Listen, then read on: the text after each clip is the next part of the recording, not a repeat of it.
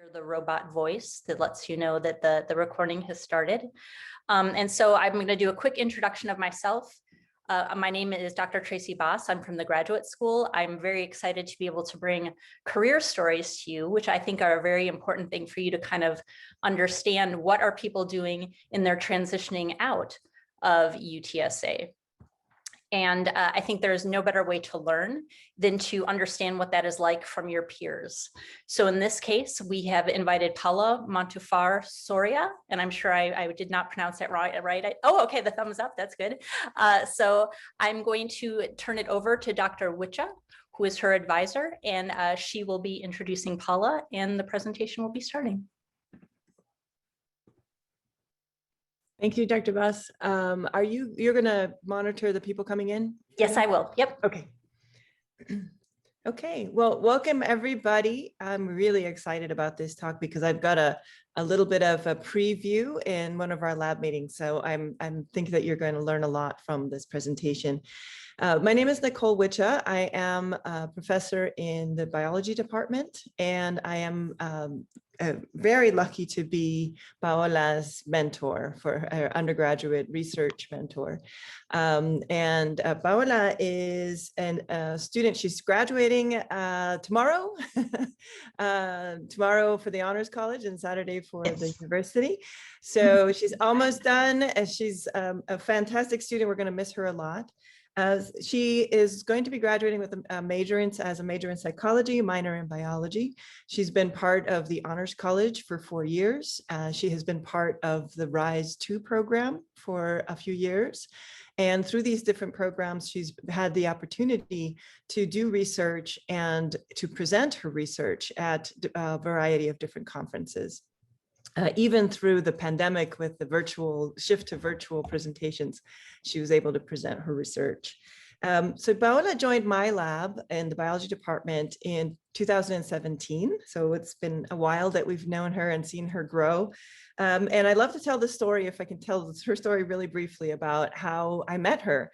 I had just finished attending a lecture, our weekly lecture, neuroscience lecture, and there was this young woman who ran up to me in the hallway. Dr. Wicha, can I speak to you for a minute? And I stopped in the hallway, and she said, so I've learned about your research, and I'm really interested in what you're doing. And I read this paper, and I really like that you did this, that, and the end. And I really like this information. And I read this paper and that paper. And I just wanted to know what I can do to get into your lab. And I said, you already did. You can come to the lab meeting on Friday. So that was really an illustration of Paola's personality and her drive, her preparedness, always on top of things, and always having the vision of what do I want to accomplish and how do I get there? And this is one of the things that has gotten her as far as she's gotten, and that will also make her very successful in graduate school. So in my lab, she investigated the brain basis of math in the bilingual brain, which is a very exciting topic. And she's working right now on publishing that with a PhD student in my lab, Vanessa Cerda. And we're hoping to get that out before she leaves to her own PhD program. Just a couple of things that I'd like to say about Paola. She is brilliant and hardworking, but every one of you that's going to plan on going to graduate school is that. And I want to point out a couple of the characteristics that really made Paola thrive and will continue to make her successful throughout, is that she's the epitome of resourcefulness and resilience. Even through hard times, one of the most important things that everyone will need going through graduate school, because graduate school is tough and can have its ups and downs, is the ability to pick yourself up in the middle of a struggle, finding your way to center yourself and keep going. And Paola has managed that so elegantly and so incredibly throughout her whole undergraduate career. And there were moments where she struggled, and she reached out to people that she knew could help her, and she got through it. And so I think those characteristics, aside from being brilliant and hardworking, and have really made her successful. So the last thing I want to mention is that through this success, Paola was accepted to 5 extremely competitive PhD programs, and she will be telling you about that today. So without further ado, I will let her take over. And I just want to say it's been my honor, Paola, to be your mentor. Dr. Wicha, thank you so much for that super kind and wonderful introduction. I have no words to thank you and everyone at the lab for your support during these 4 years. I feel like I have grown so much, and that is mostly thanks to you all. So I'm so excited. I'm kind of out of words with that. So with that a warm intro, but I'm just gonna start sharing my screen so that I can get to it. Thank you so much, everyone, for being here today. Can you see the good one? Cool. So let me get my notes. And so, yes, good evening. My name is Paola, and I'm so excited to share my experience applying, interviewing, and ultimately accepting an offer for graduate school with you today. I would like to preface my presentation by saying that this has been my experience, and this is what I've learned in my experience, and I highly recommend you talk to as many people as you can about applying to graduate school. Learning about a wide array of experiences is really what helped me get the confidence to move throughout this process. Plus, there may be discipline-specific tips that you might want to be aware of that your mentors could help you with.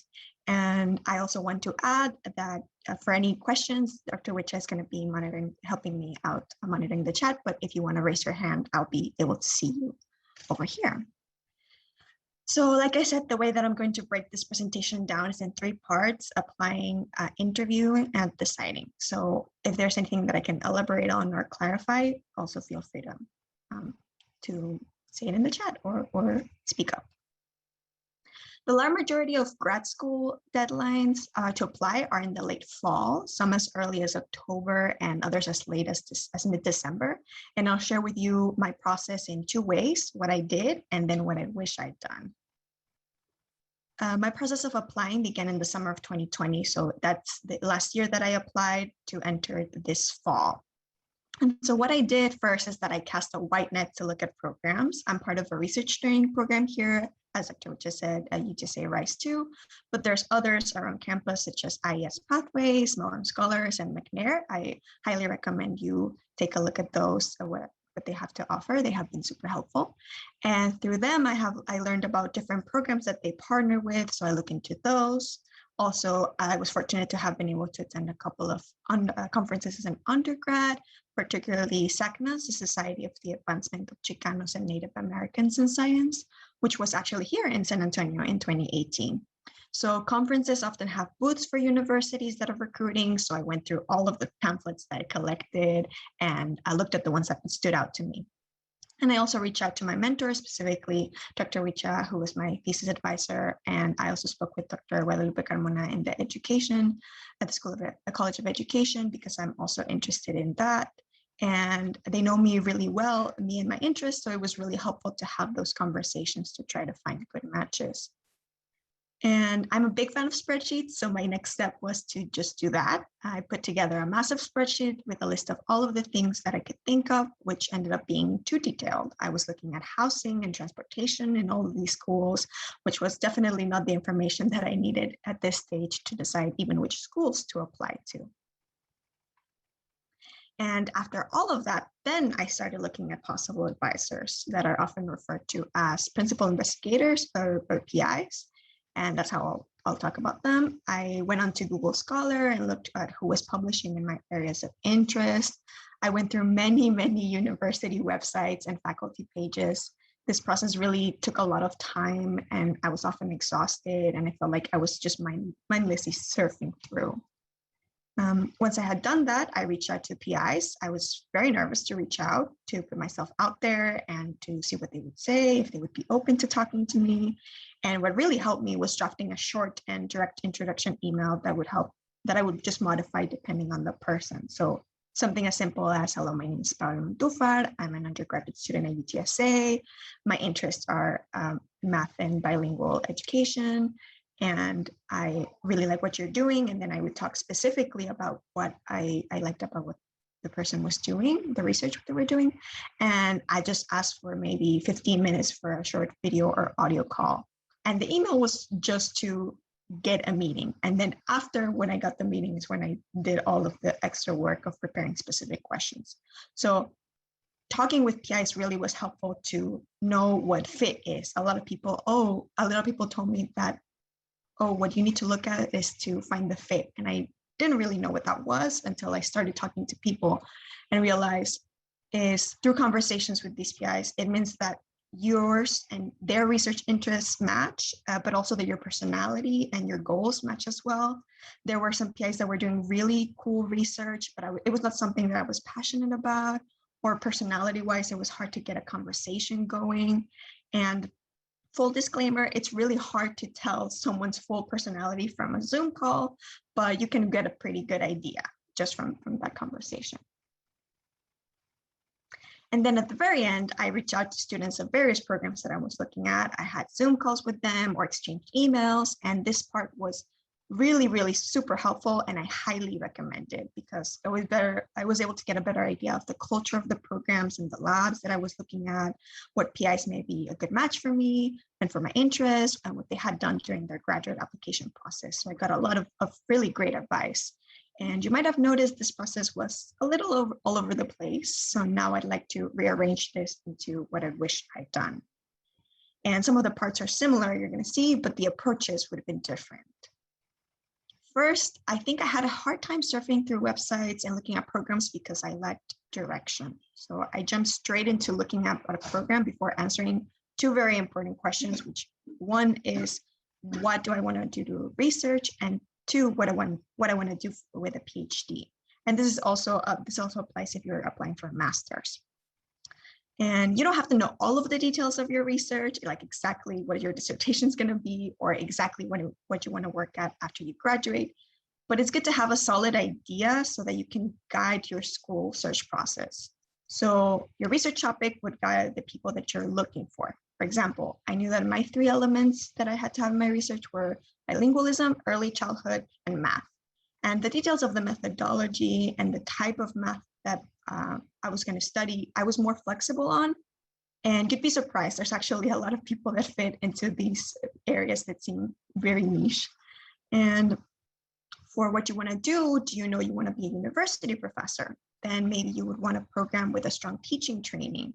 And I knew I wanted to keep my options open for either academia or alternatives like nonprofits or industry. So I looked at programs that balance training and mentorship for both types of careers.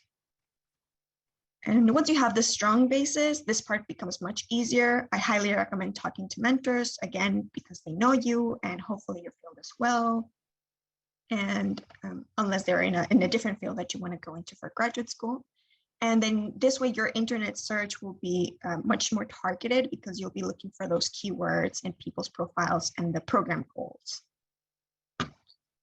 And I'm still team spreadsheet, so I still think it's a great way to organize information, but I do recommend being intentional with it, keeping it simple, basic information about the program, like deadlines, things that stood out to you, and then PIs with whom you like to work, their email, and things like the research that they're doing. At this stage, I think it's definitely important to think, would I like to live in this area? But you don't have to specifically know, oh, what would my commute be if I were to live in this specific apartment, which is what I was doing. And once you've done your research and you have a clearer idea of what you want to do, talking to PIs is a great next step. See if the research interests that they have on their website are still the same, what they are doing currently or what they want to do in the future, and what kind of person they are. I like to have a mix of questions like, what made you want to study the specific topic? And maybe 1 or 2 things about the recent publications. You could tell because of Dr. Rich's intro. If you want to work with them, hopefully their papers are interesting to you. But I also like to ask things such as, how would you describe your mentorship style? And that way I can get a better idea of what it would be like to be their mentee. Again, I cannot emphasize how much I recommend talking to students. Maybe you think a program looks great on paper or on the website, but you have students telling you there's a very competitive or toxic environment, and that's actually something that happened to me. in one of the times that I talk to students. They're a wealth of knowledge about what the program and the location is like, and they're most likely going to be honest about downsides, because there's always downsides. I don't think there's a matter of finding a place with zero downside that it's perfect, but a place that you could tolerate them and that the pros really excite you. And these conversations with PIs and students are super helpful to write statements of purpose for your applications. Not only will you be able to speak exactly how you and that advisor would be a good match, but also how you match the broader culture of the program and the department. Also, I would like to add, students are very kind and open to talking about their experiences. And also with PIs, I would say send thank you emails for taking their time to talk to you, because they're often very, very busy. During the process of applying, something that was really helpful to me was to create to spend some time building a tracker for my applications. So there can be a lot of similar requirements in specific. So for example, here you can see the statements. There are some that they asked just for a statement of purpose, but there were some programs that specifically asked for a diversity statement. Some of them asked for a writing sample, some of them didn't. Most of them required a CV and a transcript. And then I also have information about the application and the program itself. And then I had a second page specifically for letters of recommendation. So color coding it really helps visualize what you're working on and what you're submitted. And it really helps you get a feeling of accomplishment as you submit materials. So you can see how I started submitting things, and just seeing things get greener and greener just made me more motivated to keep going and finishing up. Another tracker that I created was one specifically for professors that were writing my letters of recommendation. I try to keep it as simple as possible while giving them all of the information that they needed in one place. So you can see here that I had comments, kind of a README scenario where they could look at what the information in the document. They had information about the program, and if the program had a concentration. They had the specific deadlines. Everything was organized by deadline. And then they had a link to the final version of my statement. And then on the second page, I gave them a list of the faculty that I was talking about, also with links to their pages if they wanted to use them. I didn't really monitor how much they used it, but I heard that it was helpful. So this one was also color coded so that when deadlines passed and things were submitted, it started going all green. So before I keep going, are there any specific questions about the application process? Paola, can you, on your links, they actually, I don't know anyone else who does like that, what you did. So you might want to explain that those links actually connected to the live documents in Google Docs, right? Was it Google Docs or? Yes. Mm-hmm. Yeah, so everything was maintained and up to date and everything. So it was very nice, and everybody, all of the letter writers could have access to it. So that was super helpful. Yeah, and it was also very easy for me to share that information, because I wanted, like Dr. Ocha said, wanted to give them the version that was most up to date. And as I started working on them, it was just easier to have it to Google Docs. And then the CV and the transcript were also in Drive in case that I had to change anything. Yes, if there's any questions before I move on.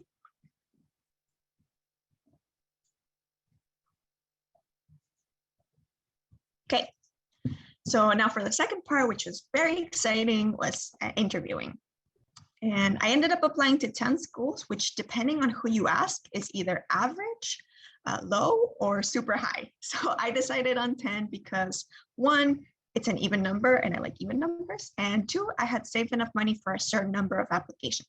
I am an international student and there's very limited fee waivers for me. There's a couple, but not that many. But if you're a domestic student, I highly, highly recommend you go through the websites of schools and ask for waivers. You can very often find them very easily. Also, if you're part of a research training program, like I said before, you might also be able to find them through there. So yes, I applied to 10 schools and ended up getting interviews for 5 programs, which I was very excited about. And these are the schools that I applied to, and specifically for the programs. For Purdue, I applied to the Human Development and Family Studies PhD, for UT Austin, I applied to the Human Development and Family Sciences PhD, which was really fun to write a statement for and making sure that I said studies for Purdue and sciences for UT. And for the University of Wisconsin-Madison, I applied to the Educational Psychology program, for NYU, the Developmental Psychology program, and for the University of Minnesota, the Psychological Foundations of Education. So you can see they're actually housed in different places. Some of them are more in College of Sciences, others are in schools of education. And because I had an idea, the idea of the research that I want to do was in between education and psychology, that made it so that the people that I was finding were kind of all over the place. And that can be really normal unless you are in a field that's very classically in one school. So now I rearranged them from the interview dates. The first one that I had was Wisconsin, and the very last one that I had was Purdue. And for Minnesota and Purdue, actually, those visits, virtual visits, I actually already knew that I had gotten in. But for the first three, the interviews were to see if I would get into the program. So the interviews presented a problem because on one hand, I was very excited. It was a new opportunity to talk to people, to professors, and to students. It was more opportunities to learn about the program and just getting excited about the possibility of attending.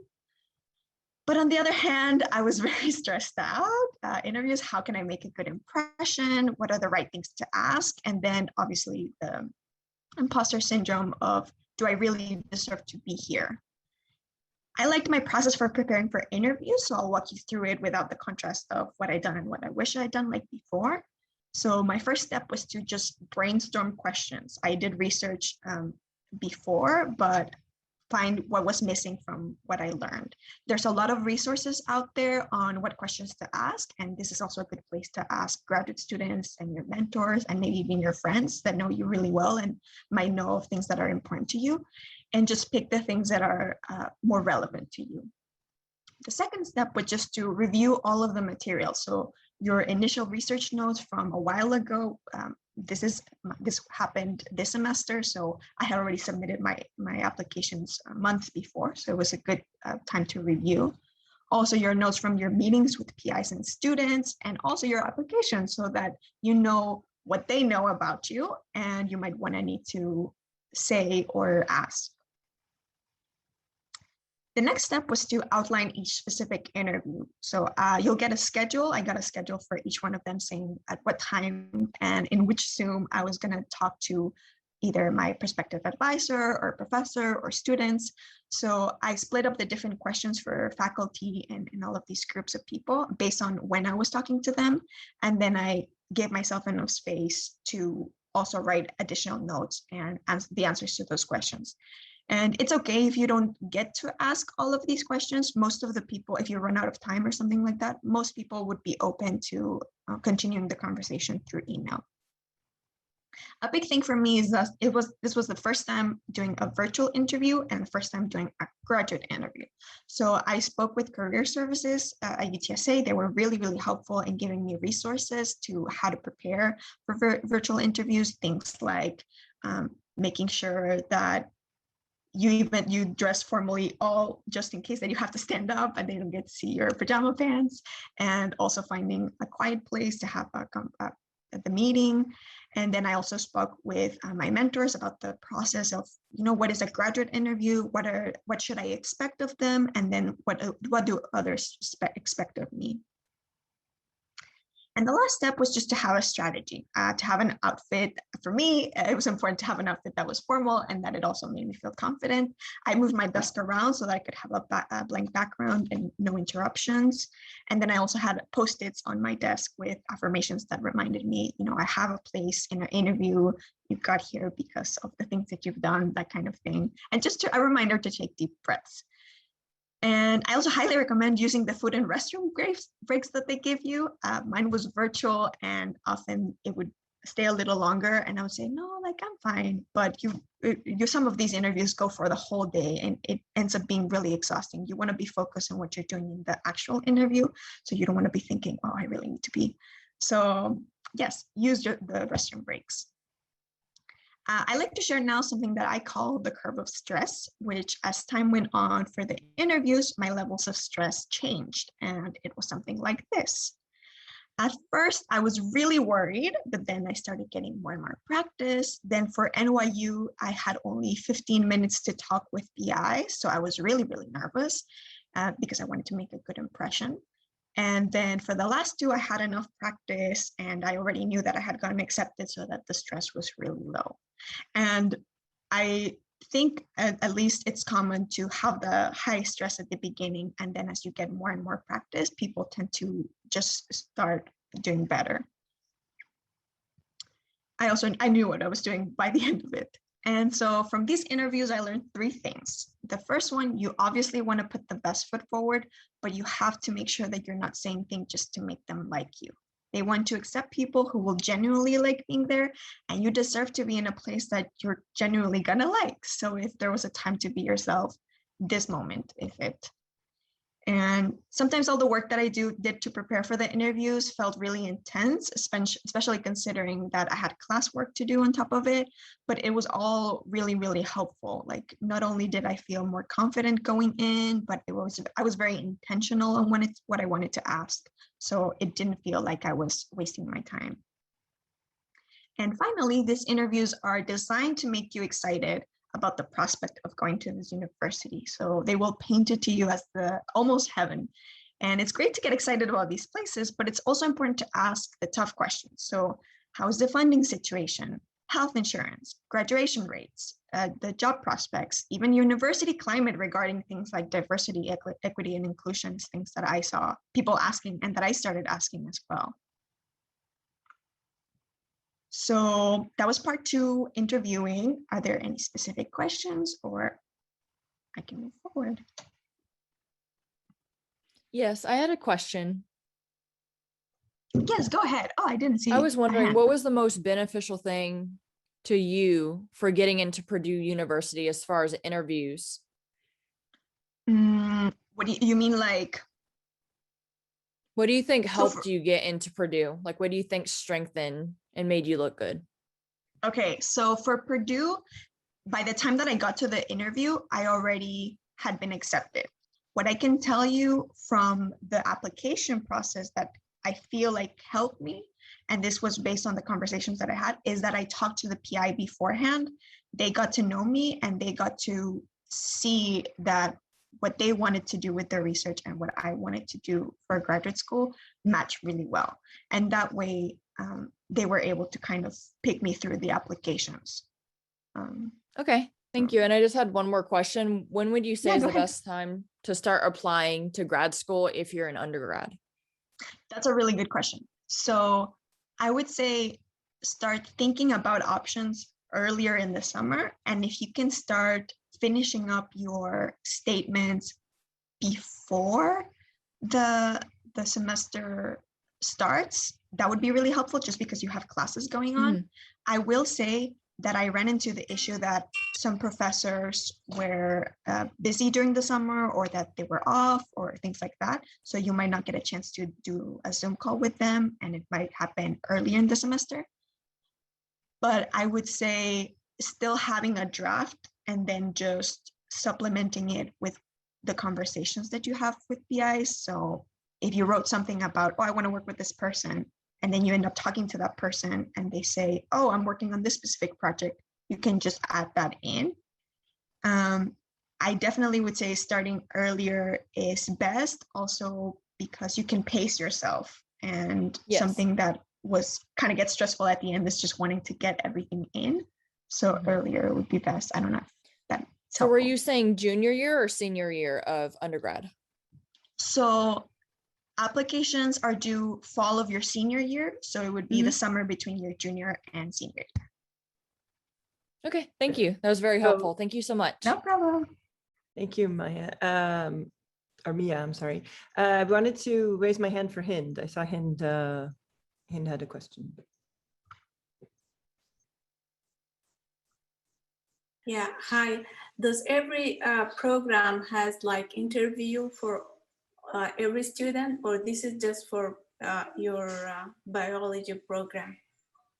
That's a really good question. So what I have found is that STEM programs and psychology programs, which I guess technically kind of STEM, and some humanities programs tend to have interviews. It's very, very common to have the interviews. The only programs that I've seen that don't have interviews and that they either accept you or they don't is I've seen some education programs have that, but usually they will have either just a one-on-one informal interview with you or a formal event where they'll ask you to go. It's very common for these before COVID, where they actually fly you to the university and you get to stay there and be with people and everything. Since I was doing this during COVID, everything was virtual. So I think that they had the chance to invite more people to interview because it was virtual. So yeah, answering your question, most programs that I know do. I think it's less common in education programs.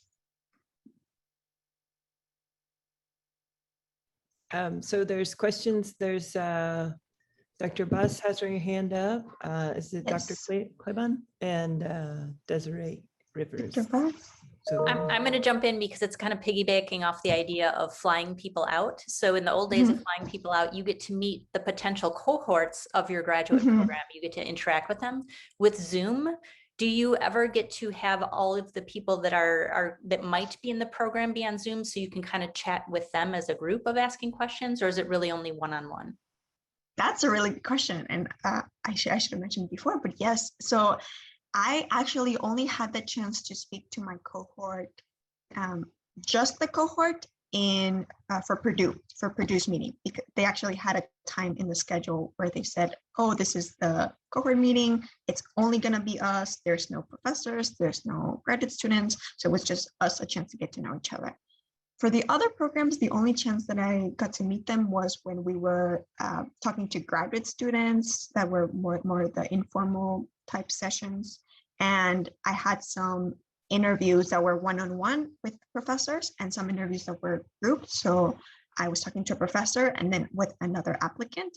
So I got to meet some people through there. I actually got to meet someone who applied and was interviewing at Wisconsin and also at Purdue. So I got to see him twice. But yes, it was less common to get to meet the people from the cohort through Zoom. there were some social events, right? With the graduate students, or? Yes, that was with the graduate students. So the only thing with the social events is that it was through Zoom, and it ended up turning more into a Q&A where we just, because there's no chance to have those side conversations, or it was all talking to each other and nobody wanted to talk over people. So even when they put us in breakout rooms, it still ended up turning into a Q&A, which is, you still get a chance to hear about what other people are from and what other people are doing. But I did feel it was kind of a bummer that I didn't get to meet other people. Dr. Cleveland?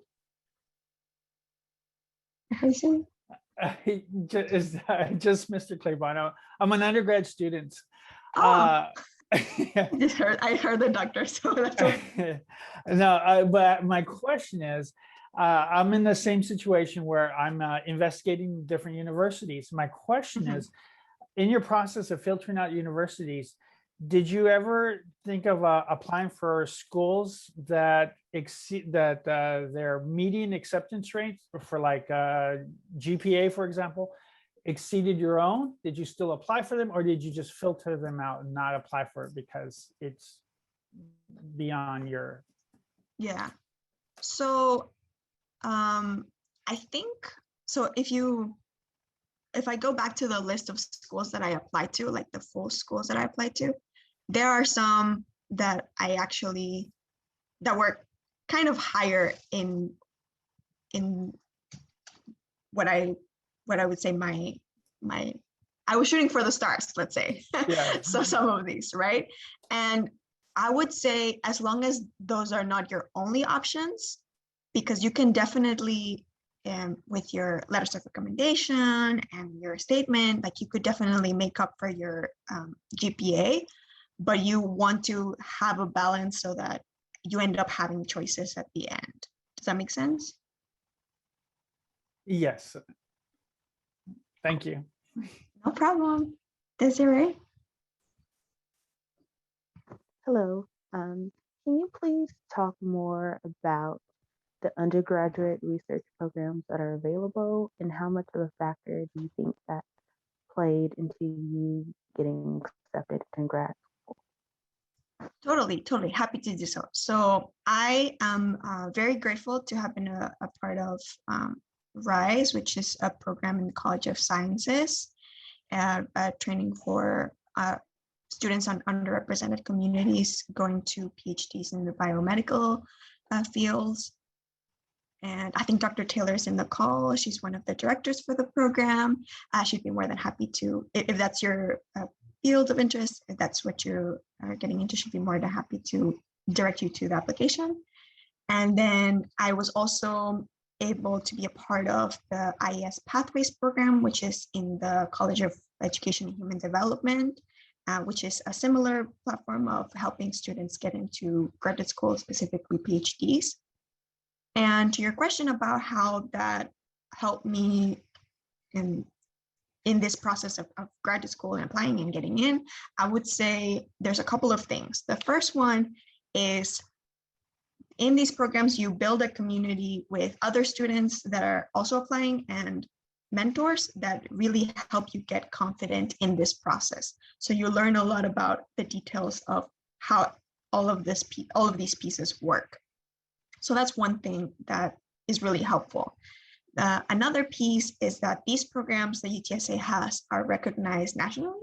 So when you tell people that you're in the RISE program, the MARC program, they will know what this is unless they're in a completely different field. But hopefully you're in a program that will be in your field. So that's definitely a pro because they know that you know what you're getting into for graduate school. Like Dr. Wicha said, it's from what I've heard from other graduate students, this is a very complicated, a tough time.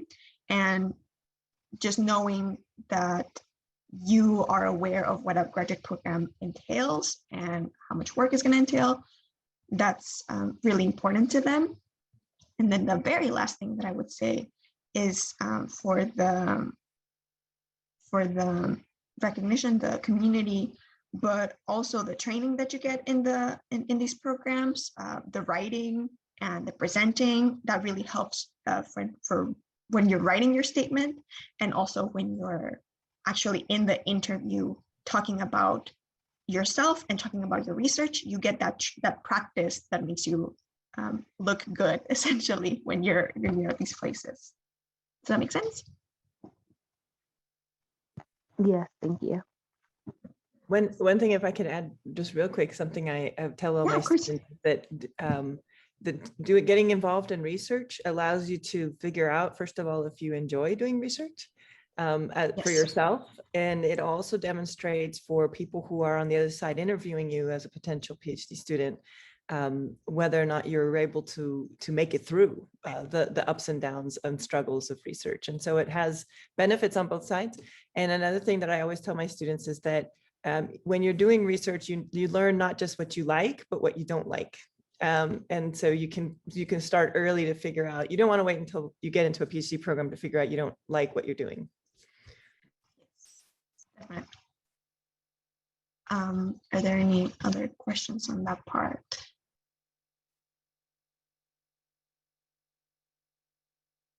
No. I also just saw the time. So for this part of the citing, I think we only have an hour, right, Dr. Bass? Yes, officially we only have an hour, so I'm sure you're going to finish your presentation, but questions and answers, we can take some time if you've got the time.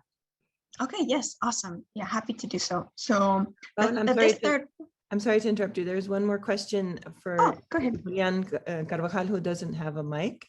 It's in the chat. Mhm. Can you see it? Uh, I could read it to you. I'm currently applying to UTSA for a PhD in mechanical engineering for 2022. I already know the topics I would like to research, but not specifically. So my question is if I need to have the specific topic selected for my statement of purpose. That's a good question. You want to yeah, speak? that's a really good question. I would say talk to, you don't have to have like the title of your dissertation or anything like that. Nobody expects that of you. But if there's a specific area that you like to start with and that there's people at UTSA doing that type of research, that would be good to write on the statement of purpose because it shows that you're going to find mentors here that are going to be helpful. And another thing to mention is that nobody is going to go back. I mean, I'm told that nobody's going to go back to your statement of purpose and to confirm that what you're doing for your dissertation is that. So it's completely okay if you end up going to the program and changing it up, but it's just something so that the people in the program know that they can mentor you because they have interests in common with you. So for example, you said, Dr. Wicha, mechanical engineering. So I'm more familiar with the electrical engineering department at UTSA just because my dad is there. But for example, he's interested in artificial intelligence, right? And so that kind of thing. And he talked about that in his statement. And because there's people at UTSA thinking about those questions. So I would say talking to professors there, seeing if there's like any common areas, if there's sub-disciplines within the program that you can see yourself working within, that would be great. Okay. So yes, this third part is also very exciting, but also very stressful, which you'll find it's a common thread in this presentation, and that is making a decision. I'm so happy that I was accepted into the 5 programs that I interviewed at. So now it was just a matter of making an evaluation of what was important to me and how each school matched to that. There are so many things to consider for graduate school, and initially I made a really long list and ended up reducing it to these 5 things that would really make or break the decision for me. And the first one is funding, which is all about for how long, what type of funding, does it include insurance, how does it compare to the cost of living, that type of thing. Advisor fit is what we talked about for the interview. So do I like their research, see myself working on projects that are kind of like theirs? Are they listening to my ideas when we're talking together? Are they people who care about their students? And you also can get that from talking to their graduate students. Community was very important for me because most of the programs were far away from home and from my family. So I thought specifically, how's the community in the lab? How's the community in the program, and how's the community in the city?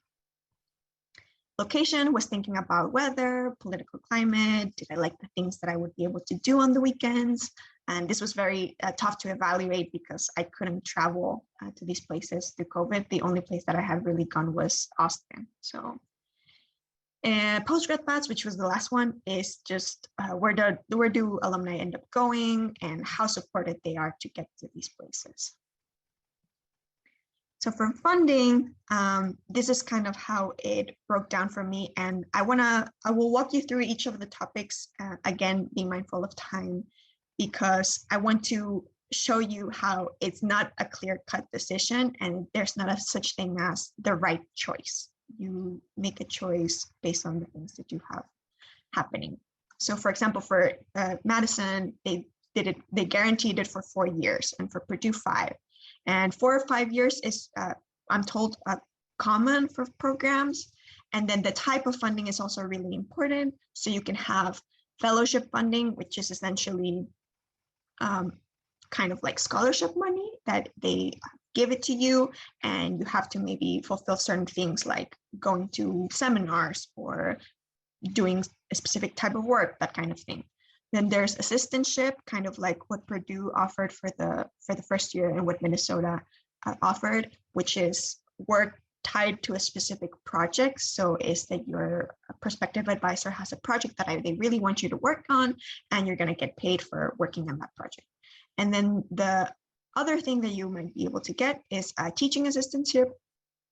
And that's basically teaching a course at the university and getting paid that way through your stipend. So some things to note, insurance was very important for me because as an international student, I absolutely need to have that. And also it was important to me to think about what did I need to cover out of pocket and what was going to come out of my my stipend. And so, for example, most schools offered 9 months. They didn't cover the summer, but UT did. NYU covered the fees in addition to the tuition. And then, which is very common that they all, at least for PhDs, it's very common that tuition is covered and you get the stipend. NYU covered insurance, and then the rest didn't for the rest of the years.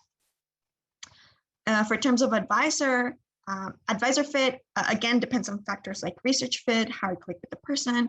I was very, very lucky to interview with a bunch of really smart and really kind professors. And so the majority of the differentiations that you're seeing here are on whether they meet the 3 components that I talked about at the beginning: math, early childhood, and bilingualism. So some of them, most of them were doing math. Some of them were just doing bilingualism. Some of them were not doing early childhood, so it depended on that. And then also whether I felt like I could connect to them as a mentee. So, for example, for New York, I was really able to connect with the professor because she was also Latina, and she was also an international student when she was in graduate school. So she knew a lot about how the system worked. And so this advisor fit really helped me narrow down the choices from 5 to 3, because the advisor fit was really one of the core components of my experience in graduate school. So from now on, I'll just talk about these 3 schools and how I ended up deciding between these 3. So as I said, community, I was looking at these 3, but I will actually talk about the city community when I talk about location. So looking at these 2 things, I was really looking for something an environment that was welcoming and that was collaborative, not toxic or competitive. And again, it's hard to evaluate these things virtually. So for the lab, I was able to talk to students one-on-one, and I was really lucky to interview in places where they were really kind and really open to answering my questions, really honest. But I felt a greater match with the NYU community just because the lab was comprised mostly of Latinos, and there was a lot of Spanglish going on in the lab meeting, things like that. So that was really something really nice for me, that I was going to be going so far away from home. And the program itself, I was happy to see. You can see it's straight down, they were all really great because it was a collaborative community. The students knew each other and cared about each other, and it's just not 100% because it's hard to gauge virtually those things, so I didn't want to assume. And then there's a lot of factors in location. So weather, community, how's the housing, how's the transportation, how's the lifestyle, is there nature? I really like nature, so that was important to me. So I narrowed it down to these 3 things, and it's also thinking about what's important for you. So for me, it was important, what are the people like in this place? Where would I live? And then what kind of life would I have? So for these ones, taking an average of the previous things, thing by thing, like each factor by factor. For community, it changed because Madison and West Lafayette are smaller, a little bit less diverse, although the people I met there were very friendly and kind. But in New York, there's a wider Latino community. There's reading groups of the podcast that I like. I play Dungeons and Dragons, and there's groups there. So that's how New York went. And then for housing, I was thinking about what kind of housing there are, for what price, and all of that stuff. And here's where things started balancing out, because there's very affordable and good housing in Madison and West Lafayette, which is where Purdue is. And for New York, I would have to be living with roommates, and the places are much smaller. And for lifestyle, like I said, I wanted to know what's the cost of living, what's the weather like, what's the transportation like, what are the things to do. And In this case, New York was both a really cool option because of the things to do, the culture, the arts, but also it's a city with the hustle and bustle. It could get really stressful. And Madison has a mix between small town and as a city because it's a capital of Wisconsin, which a lot of great outdoor things, which I like. And West Lafayette kind of lagged behind just because even though it was very cheap and a very calm environment, it was just too far removed from places for me. And finally, for postgrad paths, I was looking at where students were going, career, professional development. I'm really thankful they all kind of compare to this area as well. Wisconsin had a trainee program for interdisciplinary work. There were certificates in Purdue, and then the curriculum in New York really supported the areas that I was looking at in terms of methodologies and that type of thing. So they all took different approaches, but they all did it pretty well. So then what's the final tally? So for these three schools, you can see that the final scores are very similar. If you compare the 80% line and the 90% line, there's just such a small margin that made me doubt my choices. Am I really doing the math correctly? And the reason why I wanted to walk you through all of these things is because to demonstrate, like I said, at least for me, the decision, even with all of the research, was not clear cut at all. And it really paid off looking through all of these things and talking to people, because whatever choice you make ends up being a good one. However, you can imagine the stress that I was under by this point. But wait, you might say, what about the funding? So in these averages, I had not taken into account how the funding factors in. So as a reminder, you'll remember that for the three that I'm considering, the funding is kind of pretty comparable, except for coverage of insurance and fees for NYU. And the type of funding for the fellowship, it meant that I did not have to be working on a specific project or be teaching. I could just focus on classes and my own research at NYU. Madison has a fellowship, which made it better than the assistantship from Purdue.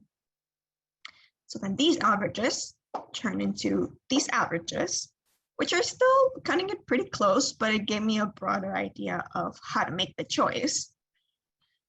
And so I ended up choosing New York. And this is a photo of, obviously, of me and not a weird edit of Google Maps. But being less silly now, I do want to summarize the ideas I threw out at you today. For applying, I would recommend reflecting, tracking your progress, and connecting with people. And connecting means with your mentors, connecting with other students, connecting with current students at the lab that you're in, and connecting with PIs. And also talking to your friends and family that know you and might be able to help you. For interviewing, review your materials, make a strategy, and as cheesy as it sounds, be yourself. And then for deciding, organize your priorities, take breaks, and talk to people. I cannot emphasize how much using a network of support helps throughout this process, all of these three stages. So I wanted to get back to silly photo to emphasize that this process, in my experience, was definitely challenging at times, but at the core, there was always excitement.